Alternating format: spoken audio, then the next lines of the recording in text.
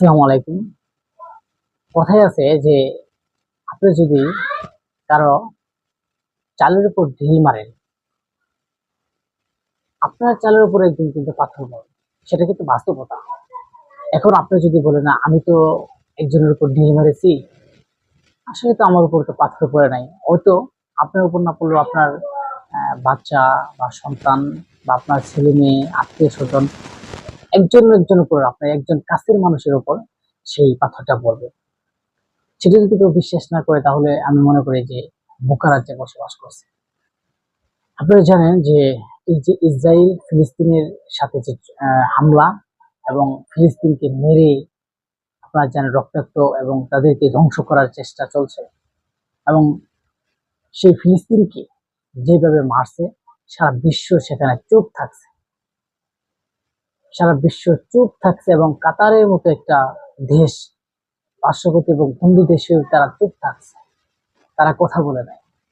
কিন্তু তারা, আমরা দেখেছি যে নিউজগুলো, তারা আসলে ইসরায়েলের পক্ষেই কাজ করেছে, ইসরায়েলের বিপক্ষে কোনো কাজ করে না এবং ইসরায়েলের পক্ষে কাজ করেছে।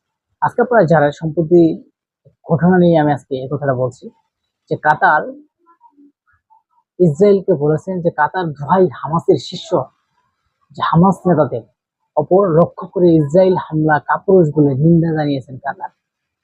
বিবৃতিতে কাতার জানায় এই অপরাধমূলক হামলা সমস্ত আন্তর্জাতিক আইন ও নীতিমালা স্পষ্টভাবে লঙ্ঘন করেছে এবং কাতারের বসবাসকারীরা মানুষের নিরাপত্তা সুরক্ষার মারাত্মক হুমকি সৃষ্টি করে। দেশটির প্রতিরক্ষা মন্ত্রণালয় নিশ্চিত করেছে যে কাতারের নিরাপত্তা বাহিনী, সিভিল ডিফেন্স এবং সংশ্লিষ্ট কর্তৃপক্ষ অবিলম্বে ঘটনার মোকাবিলা করছে এবং সেই সাথে দোহার বাসিন্দা এবং আশেপাশে এলাকার নিরাপত্তা নিশ্চিত করতে প্রয়োজনীয় ব্যবস্থা নিচ্ছে। আপনারা জানেন যে কাতারে একটা হামেশারা বৈঠক হচ্ছে, এমন একটা কিছু শুনে ইসরায়েলরা সেখানে হামলা চালিয়েছে। এই যে কাতার হামলা চালালো এবং ইসরায়েলের যে প্রধানমন্ত্রী বা ইসরায়েলের যে লোকজন আছে, এরা বলছে তারা কাপুরুষের পরিচয় দিয়েছে। এখন কেমন লাগে আপনাদের? এই যে আপনারা ফিলিস্তিন যে এভাবে মারছে, আপনারা কথা বলেন না, আপনারা ইসরায়েলের পক্ষে কাজ করেছেন। আজকে আপনারা ভাবছেন যে ইসরায়েল আপনার পক্ষে যখন আক্রমণ করেছে তখন এমনটাই লাগে। আমরা মনে করি ইসরায়েল ফিলিস্তিন থেকে যেদিন জিতবে তখন চিন্তা করবে যে মুসলিম দেশ একে একে শেষ করার জন্য, কারণ চাচ্ছে বিশ্বের মধ্যে তারাই থাকতে এবং এই মুসলিম পন্থী এবং মুসলিম যাতে না থাকে সেরূপ চেষ্টাই তাদের। কিন্তু তাদের চেষ্টা কি আদৌ ব্যর্থ হবে কিনা বা সাকসেস হবে কিনা, না, কখনো সেটা সাকসেস হতে পারবে না।